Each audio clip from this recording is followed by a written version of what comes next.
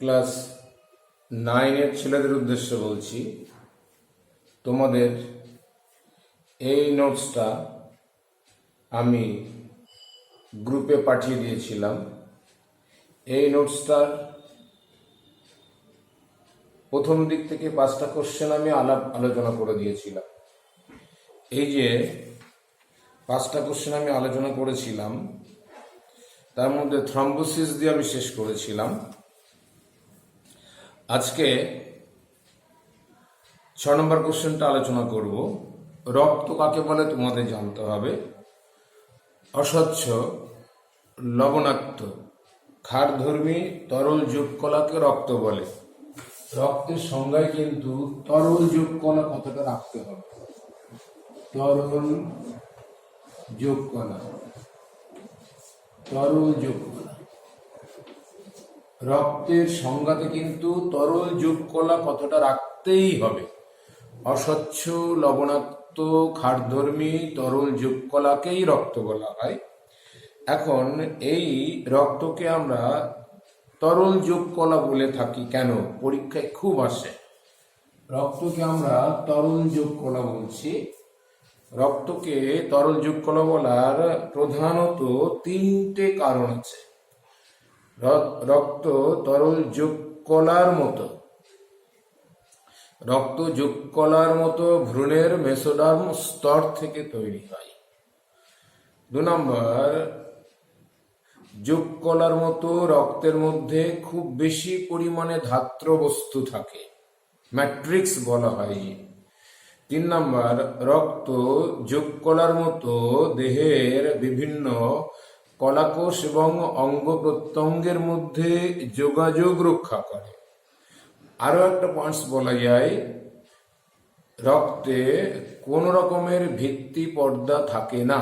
ভিত্তি পর্দা শুধুমাত্র আবরণী কলাতে থাকে, যৌগকলাতে কোনো ভিত্তি পর্দা থাকে না। রক্তকে যদি তরল, আর এই যে রক্তে যে ধাত্র বা ম্যাট্রিক্স থাকবে সেটা তরল প্রকৃতির হয়ে থাকে। এই সমস্ত কারণে রক্তকে তরল যৌগকলা বলা হয়। এখন বিশেষ তরল যৌগকলা কেন বলা হয়? তোমরা নোটসের মধ্যে খেয়াল করে দেখবে, আমি যে নোটসটা দিয়েছি এর মধ্যে খুব পরিষ্কার করে লেখা আছে। এর মধ্যে খুব পরিষ্কার করে লেখা আছে বিশেষ তরল যৌগকলা বললে 5টা পয়েন্টস হবে। বিশেষ বৈশিষ্ট্যের মধ্যে রক্ত কতগুলো নির্দিষ্ট রক্তবাহের মধ্য দিয়ে চলাচল করে, যেমন ধমনী, যেমন শিরা, যেমন রক্তজালক, এগুলোকে রক্তবাহ বলা হয়। আর আরেকটা বিশেষ বৈশিষ্ট্য আছে, রক্তের আরেকটা বিশেষ বৈশিষ্ট্য, রক্ত সর্বদা নির্দিষ্ট রক্তবাহের মধ্য দিয়ে চলাচল করে। সর্বদা নির্দিষ্ট রক্তবাহের মধ্য দিয়ে চলাচল করবে, সেটা ধমনী হতে পারে, শিরা হতে পারে, রক্তজালক হতে পারে। রক্তের মধ্যে কতগুলো সাকার উপাদান থাকবে। সাকার উপাদান, সাকার উপাদান, সাকার উপাদান মানে কি? সাকার উপাদান থাকবে, কতগুলো সাকার উপাদান থাকবে। বন্ধু সহায়তার কয়েকবার সাকার উপাদান মানে ফর্মড এলিমেন্ট। ফর্মড এলিমেন্ট মানে রক্তকণিকা, লোহিত রক্তকণিকা বা আরবিসি, শ্বেত রক্তকণিকা বা ডাব্লিউবিসি, আর অনুচক্রিকা বা প্লেটলেট। অনুচক্রিকা বা প্লেটলেট, অনুচক্রিকাকে থ্রম্বোসাইট বলবে না। থ্রম্বোসাইট এবং অনুচক্রিকা ব্যাপারটা আলাদা। পরবর্তী ক্লাসে আমি আলোচনা করে দেবো বা অডিওতে বলে দেবো। অনুচক্রিকা বা প্লেটলেট, দেখবে ডেঙ্গু রোগ হলে বলা হয় প্লেটলেট গুলো ভেঙে যাচ্ছে, প্লেটলেটের সংখ্যা কমে গেছে। তার মানে অনুচক্রিকার সংখ্যা কমে যাচ্ছে বা প্লেটলেটের সংখ্যা কমে যাচ্ছে।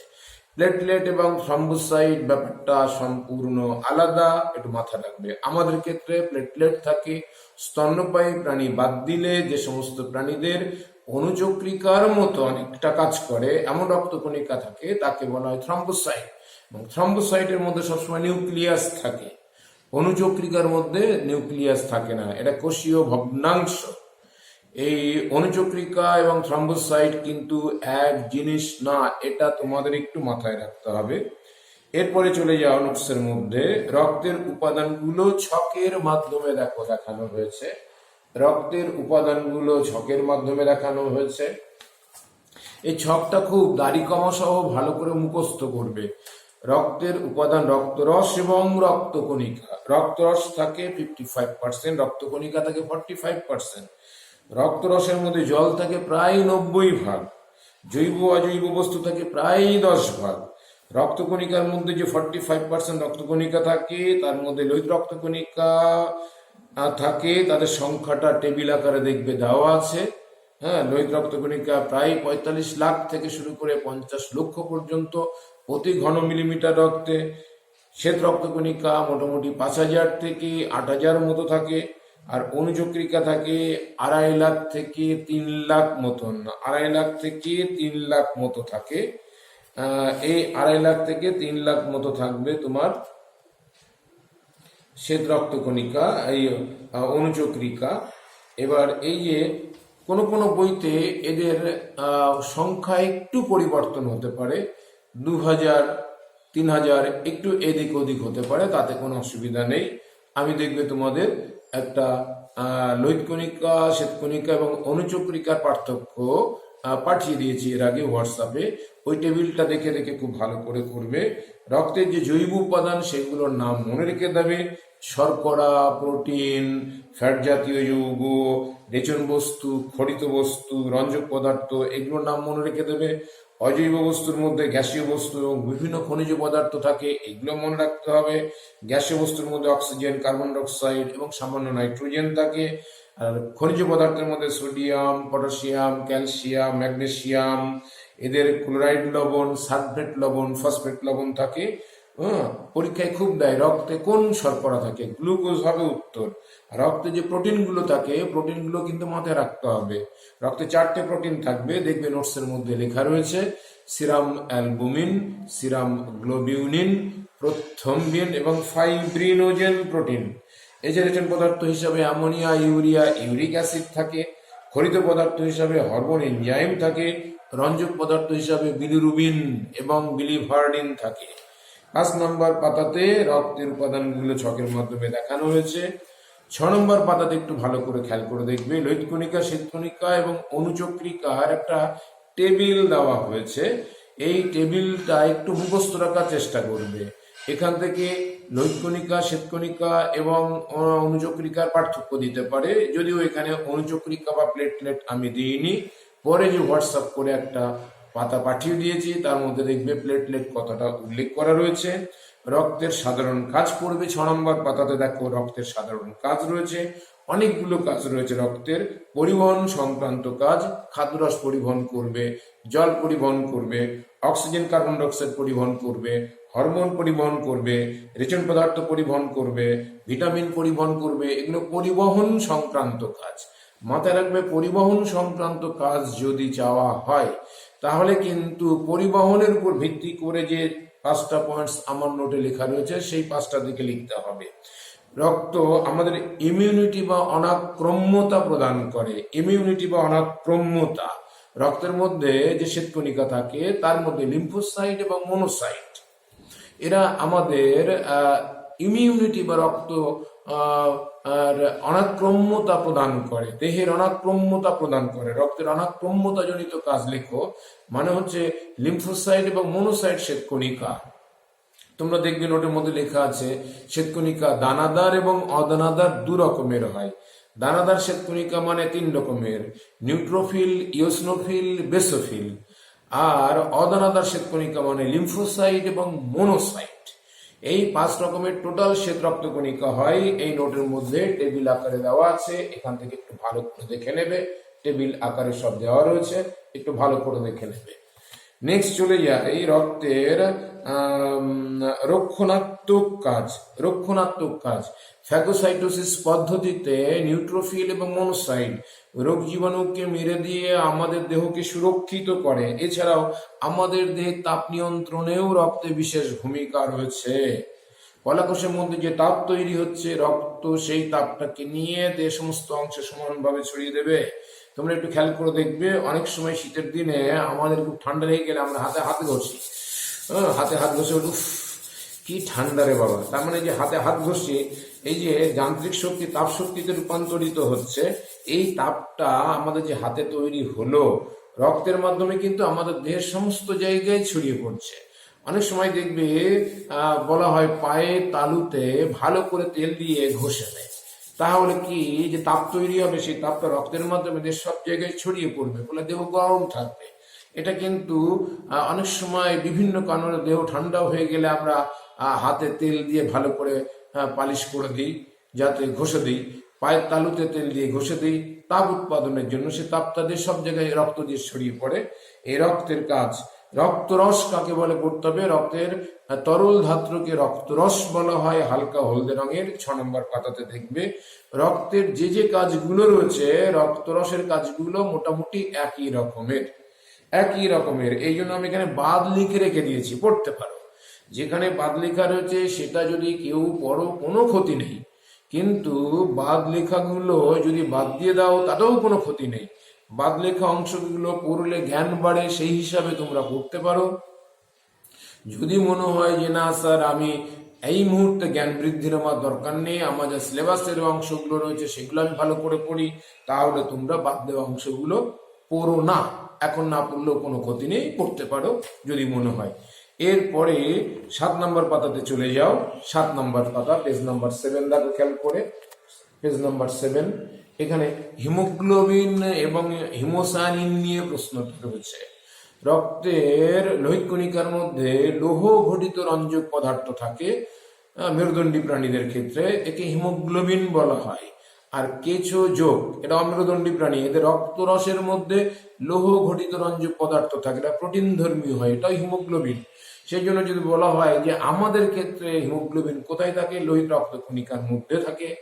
কেঁচো যোগ এই সমস্ত প্রাণীদের রক্তের মধ্যে লোহিত রক্ত কণিকা থাকে না, তাই ওদের রক্তরসের মধ্যে হিমোগ্লোবিন থাকে।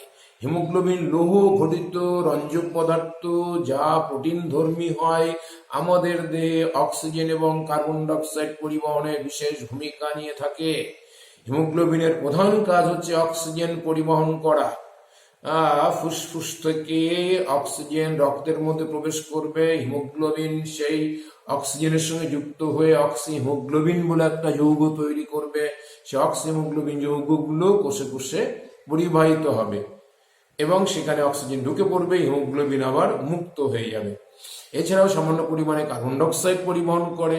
আমাদের যে পিত্তরঞ্জক আমাদের লিভারে তৈরি হয়, বিলিরুবিন বিলিভার্ডিন তৈরিতে সহায়তা করে। এছাড়াও আমাদের মলমূত্রের বর্ণ গঠনেও অংশ নিয়ে থাকে। এরা অ্যাসিড এবং ক্ষারের ভারসাম্য রক্ষা করে, এরা বাফারের মতো কাজ করে, বাফার সলিউশন।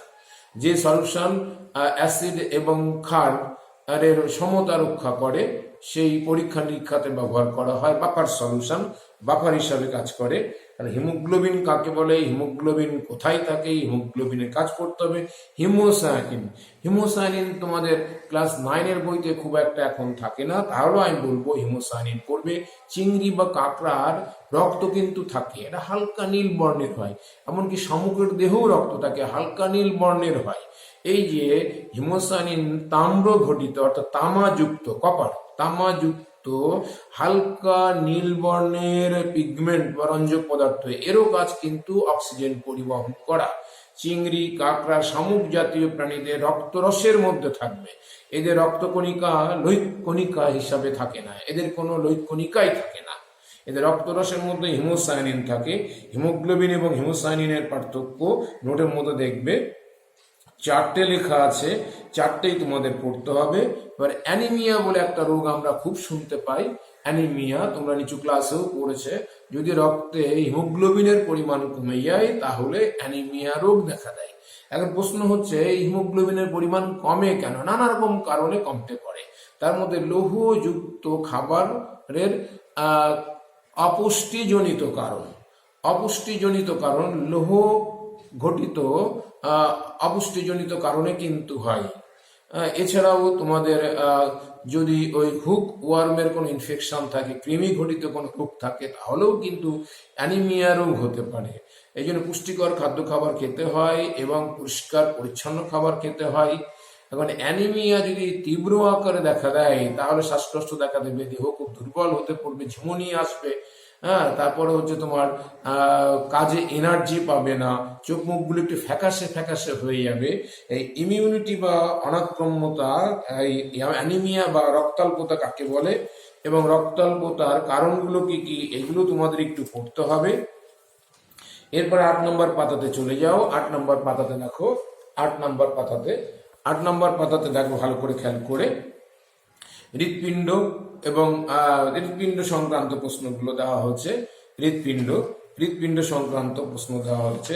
তার আগে একটুখানি বলবো, ধমনী শিরা এবং রক্তজালক, ধমনী শিরা এবং রক্তজালক নিয়ে একটা নোটস আছে, ওটা আমি তোমাদের দিইনি। আমি এই ভিডিওর পরে হয়তো তোমাদের পাঠিয়ে দেবো গ্রুপের মধ্যে, তোমরা ভালো করে দেখে নেবে।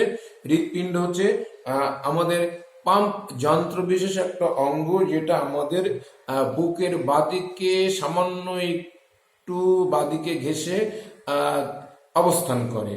মানে বক্ষ গহ্বরে দুটো ফুসফুসের মাঝখানে একটু সামান্য বাদিক ঘেঁষে অবস্থান করে। এই বাদিক ঘেঁষে অবস্থান করা অংশটাকে আমরা হাড় বা হৃৎপিণ্ড বলে থাকছি। এটা হচ্ছে পাম্প যন্ত্র বিশেষ অঙ্গ। এ তালে তালে সংকুচিত হয়, প্রসারিত হয়, সংকুচিত হয়, প্রসারিত হয়, সংকুচিত হয়, প্রসারিত হয়। হৃৎপিণ্ডের সংকোচনকে বলে সিস্টোল, প্রসারণকে বলে ডায়াস্টোল। সংকোচনকে বলে সিস্টোল, প্রসারণকে বলা হয় ডায়াস্টোল। এই সিস্টোল এবং ডায়াস্টোলকে একসঙ্গে বলা হয় হৃদস্পন্দন বা হার্টবিট। হৃদস্পন্দন বা হার্টবিট, যার পরিমাণ মিনিটে 72 বার। মিনিটে মোটামুটি 72 বার বলা হয়। একটা প্রাপ্তবয়স্ক সুস্থ ব্যক্তির হার্টবিট বা হৃদস্পন্দন 72 বার। এই হৃৎপিণ্ড যে গহ্বরে থাকে, আমাদের বক্ষ গহ্বরে যেখানে থাকে, এই ছবিটা খেয়াল করে দেখো, বক্ষ গহ্বরে যে জায়গাতে থাকে তাকে মিডিয়াস্টিনাম প্রকোষ্ঠ বলা হয়। মিডিয়াস্টিনাম প্রকোষ্ঠ নোটের মধ্যে লেখা আছে, একটু ভালো করে দেখবে, তোমাদের মনে পড়ে যাবে। মিডিয়াস্টিনাম নামক প্রকোষ্ঠে থাকে। হৃৎপিণ্ডের মধ্য দিয়ে রক্ত সংবহন পদ্ধতি পড়তে হবে। তার আগে একটুখানি হৃৎপিণ্ডের লম্বচ্ছেদের ছবি নিয়ে আইডিয়া নিতে হবে। এটা হৃৎপিণ্ডের লম্বচ্ছেদের ছবি, এটা হৃৎপিণ্ডের লম্বচ্ছেদের ছবি, এটা একটা গোটা হৃৎপিণ্ডের ছবি, বক্ষ গহ্বরে দেখানো হয়েছে। এটা গোটা হৃৎপিণ্ডের ছবি, বক্ষ গহ্বর থেকে বের করে এনে দেখানো হয়েছে। হৃৎপিণ্ডের মধ্য দিয়ে রক্ত সংবহন করতে গেলে ধমনী শিরা এবং রক্তজালক নিয়ে আলোচনা করতে হবে। ধমনী দু রকমের হয়। একদল দিয়ে শুদ্ধ রক্ত পরিবাহিত হয়, আর একদল দিয়ে অশুদ্ধ রক্ত পরিবাহিত হয়। অশুদ্ধ রক্ত পরিবাহিত হয় যেগুলো দিয়ে, তাকে বলা হয় ফুসফুসীয় ধমনী। এইটা নীল রঙের যে কালার দেখানো হয়েছে, এটা ফুসফুসীয় ধমনী। এর মধ্য দিয়ে অশুদ্ধ রক্ত চলাচল করে। এখানেও নীল রং দিয়ে দেখানো হয়েছে, নীল রং দিয়ে এটা অশুদ্ধ রক্ত বা অধিক কার্বন ডাইঅক্সাইড যুক্ত রক্ত চলাচল করে। আর এটা হচ্ছে মহাধমনী, লাল রঙের মহাধমনী। এটাও লাল রঙের মহাধমনী, এটাও লাল রঙের মহাধমনী। এর মধ্যে শুদ্ধ রক্ত অর্থাৎ বিশুদ্ধ রক্ত, অধিক অক্সিজেন যুক্ত রক্ত পরিবাহিত হয়। এছাড়া হৃৎপিণ্ডের সঙ্গে 4টে শিরা যুক্ত থাকে, লাল রঙের তাকে দেখানো হচ্ছে। 1, 2, 3, 4টে, 1, 2, 3, 4টে। এটা ফুসফুসীয় শিরা বলা হয়। বাম অলিন্দের সাথে এরা যুক্ত থাকে। ফুসফুসীয় শিরা শুদ্ধ রক্ত পরিবহনে বিশেষ ভূমিকা নিয়ে থাকে। এছাড়া হৃৎপিণ্ডের সঙ্গে আরো 2টো শিরা যুক্ত থাকে, তাকে নীল রং দিয়ে দেখানো হয়েছে। ঊর্ধ্ব মহাশিরা আর নিম্ন মহাশিরা, ঊর্ধ্ব মহাশিরা, নিম্ন মহাশিরা। এই ছবিতেও দেখো ঊর্ধ্ব মহাশিরা এবং নিম্ন মহাশিরা। এই ঊর্ধ্ব মহাশিরা, নিম্ন মহাশিরা দিয়ে এদের বিভিন্ন জায়গা থেকে অশুদ্ধ রক্ত হৃৎপিণ্ডের ডান অলিন্দতে আসে, আর ফুসফুসীয় শিরা দিয়ে শুদ্ধ রক্ত বাম অলিন্দতে আসে। এটা একটু মাথায় রাখতে হবে। এছাড়াও কিন্তু হৃৎপিণ্ডের মধ্যে ভাল্ব বা কপাটিকা থাকে, ভাল্ব বা কপাটিকা থাকে এই জায়গাতে, অর্থাৎ বাম অলিন্দ এবং বাম নিলয়ের মাঝে দ্বিপত্র কপাটিকা, 2 পাল্লা যুক্ত কপাটিকা থাকে বাম অলিন্দ এবং বাম নিলয়ের সংযোগ স্থলে। তেমনি ডান অলিন্দ এবং ডান নিলয়ের সংযোগ স্থলে 3 পাল্লা যুক্ত বা 3 পত্র যুক্ত কপাটিকা থাকে, ত্রিপত্র কপাটিকা। দেখবে নোটের মধ্যে লেখা আছে, নোটের মধ্যেও লেখা আছে, বইতেও লেখা থাকে এই কপাটিকা। এছাড়াও হৃৎপিণ্ডের মধ্যে আরো এক বিশেষ ধরনের কপাটিকা থাকে, তাকে বলে অর্ধচন্দ্রাকার কপাটিকা। এই যে ফুসফুসীয় ধমনী, ফুসফুসীয় ধমনীর মুখে 3টে অর্ধচন্দ্রাকার কপাটিকা থাকে, সেমিলুনার ভাল্ব বা অন্য কথায় বলা হয় aortic valve. Aortic valve, semilunar valve বা অ্যাওরটিক ভালভ। আর এই যে ফুসফুসীয় ধমনী, তার মুখেও কিন্তু তিনটে অর্ধচন্দ্রাকার কপাটিকা থাকে। ওটাকে আবার বলা হয় পালমোনারি কপাটিকা, পালমোনারি কপাটিকাও বলা হয়। অর্ধচন্দ্রাকার কপাটিকা বা সেমিলুনার কপাটিকা দুই জায়গায় অবস্থান করবে, মহাধমনীর গোড়াতে অবস্থান করবে আর ফুসফুসীয় ধমনীর গোড়াতে অবস্থান করবে। এই কপাটিকাগুলো হৃৎপিণ্ডের মধ্যে থেকে রক্তকে একমুখী পরিবহনে বিশেষ ভূমিকা নিয়ে থাকে। এই হৃৎপিণ্ডের মধ্য দিয়ে রক্ত সংবহন পদ্ধতি করতে হবে। হৃৎপিণ্ডের অলিন্দ দুটো যখন প্রসারিত অবস্থায় থাকে, অর্থাৎ ডাস্টোল অবস্থায় থাকে, তখন এই জায়গাতে অর্থাৎ বাম অলিন্দতে ফুসফুস থেকে শুদ্ধ রক্ত চলে আসে ফুসফুসীয় শিরা দিয়ে বাম অলিন্দতে। অপরদিকে একই সময়ে ঊর্ধ্ব এবং নিম্ন মহাশিরা দিয়ে বিভিন্ন জায়গা থেকে অশুদ্ধ রক্ত ডান অলিন্দতে আসে। মাথায় রাখবে, বাম অলিন্দতে শুদ্ধ রক্ত আসবে, ডান অলিন্দতে অশুদ্ধ রক্ত আসবে। রক্ত আস্তে আস্তে আস্তে আস্তে যখন এই দুটো অলিন্দ রক্তপূর্ণ হবে, তখন অলিন্দ দুটো সংকুচিত হবে। অলিন্দের সংকোচনকে বলা হয় সিস্টোল, নিলয়ের সংকোচনকেও বলা হবে সিস্টোল। অলিন্দের প্রসারণকে বলা হয় ডাস্টোল, আবার নিলয়ের প্রসারণকেও বলা হয় ডাস্টোল। যে অলিন্দ দুটো সংকুচিত হবে, তখন বাম অলিন্দ এবং বাম নিলয়ের সংযোগ স্থলে দ্বিপত্র কপাটিকা বা বাইকাসপিড ভালভ, মিট্রাল ভালভ বলা হয়, নোটে লেখা আছে মিট্রাল ভালভ, ফুলে যায়। ফলে রক্ত বাম অলিন্দ থেকে বাম নিলয়ের দিকে আসতে শুরু করে। অপরদিকে ডান অলিন্দ অশুদ্ধ রক্ত দ্বারা পূর্ণ হলে অলিন্দ সংকুচিত হয়, ডান অলিন্দ সংকুচিত হয়, তখন ডান অলিন্দ থেকে অশুদ্ধ রক্ত ত্রিপত্র কপাটিকা খুলে যায়। ফলে ত্রিপত্র কপাটিকা ঠেলে ডান নিলয়ের মধ্যে রক্ত চলে আসে। এই যে দুটো নিলয়ের মধ্যে রক্ত চলে আস্তে আস্তে যখন নিলয় দুটো রক্তপূর্ণ হয়, তখন দ্বিপত্র এবং ত্রিপত্র কপাটিকা বন্ধ হয়ে যায়। বন্ধ হলে এক বিশেষ ধরনের শব্দ শোনা যায়, ওকে বলা হয় লাভ বা লুব শব্দ। অন্য কথায় বলা হয় ধুক শব্দ, ধয় হুস্যকার ক, লাভ বা লুব শব্দ, লুব বা লাভ, লাভ সাউন্ড বলা হয়, LUB, love, not LOVE, not LOVE, লাভ আবার যেন বলো না, তাহলে আবার প্রেম প্রীতি ভালোবাসা হয়ে যাবে। ওকে, এই দ্বিপত্র ত্রিপত্র কপাটিকা নিলয় সংকুচিত হলে বন্ধ হয়ে যাবে, এটাকে বলা হয় লাভ সাউন্ড, লাভ সাউন্ড বা ধুক শব্দ, লুব শব্দ বলা হয়, লয় হস্যকার ব। তখন এই অর্ধচন্দ্রাকার কপাটিকা গুলো খুলে যাবে। মহাধমনীর মুখে যে তিনটে অর্ধচন্দ্রাকার কপাটিকা থাকে সে খুলে যাবে। ফুসফুসীয় ধমনীর মুখে যে তিনটে অর্ধচন্দ্রাকার কপাটিকা বা সেমিলুনার ভাগ থাকে খুলে যাবে। তখন এখান থেকে শুদ্ধ রক্ত মহাধমনী দিয়ে দেহের বিভিন্ন জায়গায় ছড়িয়ে পড়বে। তেমনি এই জায়গা থেকে অশুদ্ধ রক্ত ফুসফুসীয় ধমনী দিয়ে শুদ্ধ হবার জন্য ফুসফুসে চলে যাবে। ফুসফুস হচ্ছে রক্ত পরিশোধনকারী অঙ্গ। ওখানে অক্সিজেন ফুসফুস নিয়ে নেবে, কার্বন ডাই অক্সাইড বের করে দেবে। অশুদ্ধ রক্ত মানে অক্সিজেনের পরিমাণ কম, কার্বন ডাই অক্সাইডের পরিমাণ বেশি। বিশুদ্ধ রক্ত মানে কার্বন ডাই অক্সাইডের পরিমাণ কম, অক্সিজেনের পরিমাণ বেশি। এটা একটু মাথায় রাখবে। নোটের মধ্যে এমন একটা ছবি দেওয়া হয়েছে হৃৎপিণ্ডের মধ্য দিয়ে রক্ত সংবহনের। এই যে হৃৎপিণ্ডের মধ্য দিয়ে রক্ত সংবহনের ছবিটা দেওয়া হয়েছে, এই ছবিটা আঁকবে একে হৃৎপিণ্ডের মধ্য দিয়ে রক্ত সংবহনের ঘটনা তিনটে প্যারার মাধ্যমে ব্যাখ্যা করা হয়েছে, এটা একটু পড়বে। সেই সঙ্গে সঙ্গে এই যে হৃৎপিণ্ডের ভূমিকা কি রক্ত সংবহনে। হৃৎপিণ্ড আমাদের দেহে পর্যায়ক্রমে সংকুচিত প্রসারিত হয়ে রক্তকে দেহের বিভিন্ন অংশে সঞ্চালনে বিশেষ ভূমিকা নিয়ে থাকে।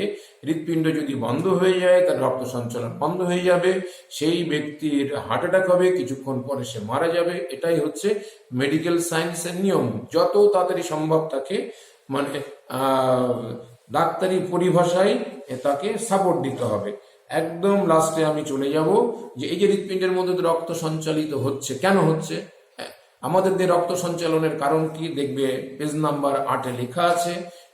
হৃৎপিণ্ড তালে তালে সংকুচিত এবং প্রসারিত হচ্ছে, তার জন্যই কিন্তু রক্ত সঞ্চালন আমাদের দেহে অব্যাহত থাকে।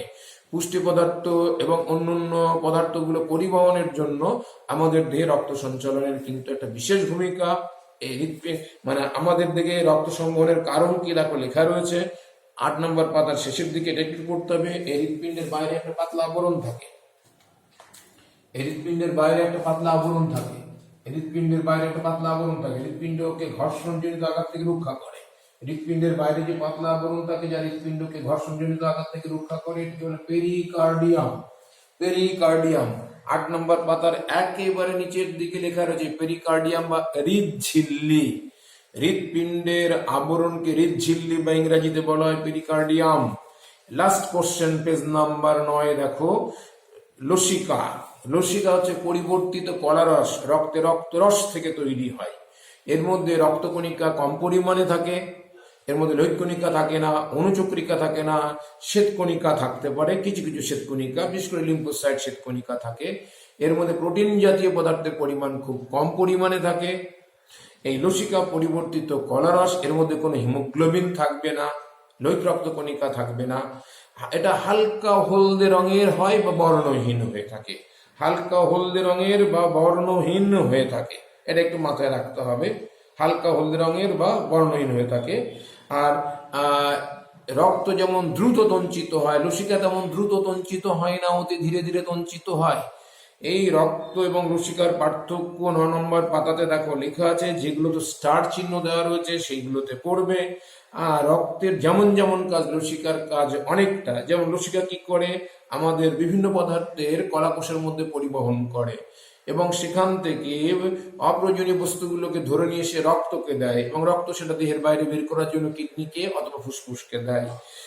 বিভিন্ন বস্তুর পরিবহন করা, কলাকোষের মধ্যে বিভিন্ন বস্তুর আদান প্রদানের সহায়তা করে, ফ্যাট জাতীয় খাদ্য শোষণে অংশ নিয়ে থাকে এবং ফ্যাট জাতীয় খাদ্য পরিবহনে অংশ নিয়ে থাকে। এছাড়া আমাদের লিম্ফোসাইট শ্বেতকণিকা প্রচুর পরিমাণে থাকে হচ্ছে তোমার এই লসিকার মধ্যে। এটা আমাদের দেহ রোগ প্রতিরোধ করার ক্ষমতা বাড়িয়ে দেয় বা ইমিউনিটি প্রদান করে। এছাড়া কোষের মধ্যে যে প্রোটিন তৈরি হয় রাইবোজোম নামক অঙ্গাণু দিয়ে, সে প্রোটিনটাকে কলাকোষ থেকে ধরে রক্ততে ফিরিয়ে আনে। এছাড়া কলাকোষের মধ্যে জলের সমতা রক্ষাতেও লসিকা বিশেষ ভূমিকা নিয়ে থাকে। এই লসিকা যার মধ্য দিয়ে চলাচল করে তাকে বলা হয় লসিকা বাহ। লসিকা বাহর দেখবে দুটো প্রধান ভাগ আছে, নোটের মধ্যে লেখা আছে 9 নম্বর পাতাতে, থোরাসিক ডাক্ট এবং রাইট লিম্ফ্যাটিক ডাক্ট। লসিকা বাহের গায়ে গায়ে জায়গায় জায়গায় ফোলা ফোলা অংশ থাকে, এটাকে বলে লসিকা পর্ব বা লসিকা গুটি। লসিকা গুটি, লসিকা গ্রন্থির মধ্যে সব থেকে উল্লেখযোগ্য হচ্ছে প্লীহা। প্লীহা সব থেকে বড় লসিকা গ্রন্থি। 9 নম্বর পাতার একদম শেষের দিকে দেখবে লেখা রয়েছে, সব মানুষের সর্ববৃহৎ লসিকা গ্রন্থির নাম হলো প্লীহা। প্লীহা কিন্তু মাথায় রাখতে হবে। লসিকা গ্রন্থিগুলো কোথায় কোথায় থাকে জানো? আমাদের এই গলার এই জায়গাতে থাকে, বগলে থাকে, এই জায়গাগুলোতে একটু বেশি থাকে, কুচকিতে থাকে, কুচকিতে এই জায়গাতে একটু লসিকা গ্রন্থি বেশি থাকে। কিন্তু প্লীহা থাকে আমাদের ঠিক বুকের সামান্য একটু নিচের দিকে, লিভার সংলগ্ন জায়গাতে। প্লীহা বলে না, এমন মারবো না পিলে চমকে যাবে, এখানে পিলে মানে প্লীহা। মানে ম্যালেরিয়া রোগ হলে প্লীহাটা বা অর্থাৎ পিলে বড় হয়ে যায়, পিলে ইংরেজিতে স্প্লিন বলা হয়। ম্যালেরিয়া রোগের জীবাণুগুলো প্লীহা আস্তে আস্তে ভক্ষণ করে, প্লীহা আকার আতনে বড় হয়। ম্যালেরিয়া সেরে গেলে আবার আস্তে আস্তে প্লীহা ওই ম্যালেরিয়া রোগের ভক্ষিত অংশগুলোকে আবার বের করে দেয়, ফলে প্লীহা আবার পূর্বের আকার ফিরে পায়। এই জন্য ম্যালেরিয়া হলে সেই রোগীর যদি দেখা যায় ট্রিটমেন্ট করলে ঠিকমতো সারছে না, ডাক্তার তখন আল্ট্রাসোনোগ্রাফি করতে বলে, করে দেখে লিভারটা বড় হয়েছে কিনা, প্লীহাটা বড় হয়েছে কিনা। বিশেষ করে প্লীহাটা বড় হওয়া নিয়ে ওরা বুঝতে পারে যে এই ম্যালেরিয়াটা মারাত্মক ম্যালেরিয়া। মারাত্মক ম্যালেরিয়া মানে হচ্ছে এটা ম্যালিগন্যান্ট ম্যালেরিয়া না, এটা বিনাইন ম্যালেরিয়া, ট্রিটমেন্ট করলে সেরে যাবে। ম্যালিগন্যান্ট ম্যালেরিয়া ট্রিটমেন্ট করার অনেক সময় সুযোগ দেয় না, পেশেন্টের কিডনি অকেজ হয়ে ব্রেন অ্যাটাক হয়ে মারা যাওয়ার সম্ভাবনা থাকে। এই ম্যালেরিয়া সংক্রান্ত যে বিভিন্ন ভাগগুলো রয়েছে এগুলো পরবর্তীকালে পড়ানো হবে, তোমরা জেনে নেবে। আজকে যে অংশগুলো আলোচনা করলাম সেই আলোচনার মাধ্যমে এই সংবহনে প্রাণী সংবহনের যে নোটস, এই প্রাণী সংবহনের নোটসটা শেষ হয়ে গেল প্রাণী সংবহনের নোটস। আমি ধমনী, শিরা এবং রক্তজালকের একটা নোটস পাঠিয়ে দেবো আজ বা কালকের মধ্যে। এর উপর ভিত্তি করে কিন্তু পরীক্ষা থাকবে। হ্যাঁ, এই সপ্তাহে ক্লাস 9-এর ছেলেদের যে পরীক্ষা নেওয়ার কথা রয়েছে, প্রাণী সংবহনের পুরোটার উপরে নেব। এই নোটসটার উপরে যে 9 পাতা, এটার উপরে নেওয়া হবে। এছাড়াও তোমাদের দেখবে একটা পাতা আমি পাঠিয়ে দিয়েছি, লৈৎকণিকা, শ্বেতকণিকা এবং অনুচক্রিকার বৈশিষ্ট্য সহ পার্থক্য, সেটা তোমাদের পড়তে হবে। ধমনী, শিরা, রক্তজালক নিয়ে আমি একটা নোটস পাঠিয়ে দেবো, সেটাও তোমাদের ভালো করে পড়তে হবে। টোটাল অংশগুলো নিয়ে পরীক্ষা হবে এই সপ্তাহে শনিবারের। এবং অন্য যে গ্রুপগুলো রয়েছে, ক্লাস 9-এর যে গ্রুপগুলো রয়েছে তাদের হবে। স্কুলের অন্য ছেলেরাও কিন্তু ইচ্ছা করলে এই ভিডিওটা দেখতে পারো। এটা ঠিক স্কুলের গ্রুপে আমি এটা দিতে পারি না, যেহেতু আমি ক্লাস 10-এর দায়িত্বে রয়েছি। এটা স্পেশাল ক্লাসের জন্যই কিন্তু করা হলো। অন্য ছেলেরা এখান থেকে দেখে নিতে পারে, যারা আমার কাছে স্পেশাল ক্লাস করে না তারাও কিন্তু দেখতে পারে, কিন্তু স্কুলের ইউটিউবে কিন্তু এটা দেওয়া হবে না। ঠিক আছে, আমি তোমাদের গ্রুপে হোয়াটসঅ্যাপ করে ভিডিওটা পাঠিয়ে দেবো। সবাই খুব ভালো থেকো এবং ভালো করে পড়াশোনা করবে। অ্যানুয়াল এক্সাম হবে, ভালো করে ধরে নাও। এইভাবে নিয়ে এগোতে থাকো, তাহলে সকলে ভালো থেকো। আজ এখানে শেষ করছি। আর একটা ছেলে অমরা বা প্লাসেন্টা কি প্রশ্ন করেছিলে। অমরা বা প্লাসেন্টা, ওই আরএস ফ্যাক্টরের গুরুত্বের মধ্যে প্লাসেন্টা বা অমরা কথাটা লেখা রয়েছে। অমরা হচ্ছে এক বিশেষ ধরনের কলা, মায়ের জরায়ু থেকে তৈরি হয় যখন শিশু মায়ের গর্ভে সৃষ্টি হয়। ওই অমরা নামক কলার মাধ্যমে শিশু মায়ের দেহ থেকে পুষ্টি পদার্থ সংগ্রহ করে আর নিজের দেহ উৎপন্ন বর্জ্যবস্তুগুলোকে মায়ের রক্তের মধ্যে পাঠিয়ে দেয়। এই অমরা বা প্লাসেন্টাটা কি আমি দেখবে আজকে হোয়াটসঅ্যাপে পাঠিয়ে দিয়েছি, এটাও একটু দেখে নেবে। অনেক সময় কিছু কিছু শব্দ থাকে যে শব্দগুলোর অর্থ তোমরা বুঝতে পারো না, 9-10-এর বইতে থাকে না, তোমাদের পাঠ্য বইয়ের মধ্যে নেই। সেগুলো আমি তোমরা অসুবিধা হলে পাঠিয়ে দেবে হোয়াটসঅ্যাপ করে, আমি গ্রুপের মধ্যে উত্তরটা দিয়ে দেবো। সেখান থেকে সেই ছেলেটি দেখে নেবে, সেই সঙ্গে অন্যরাও দেখে নেবে, লাভ হবে গ্রুপের মধ্যে দিলে।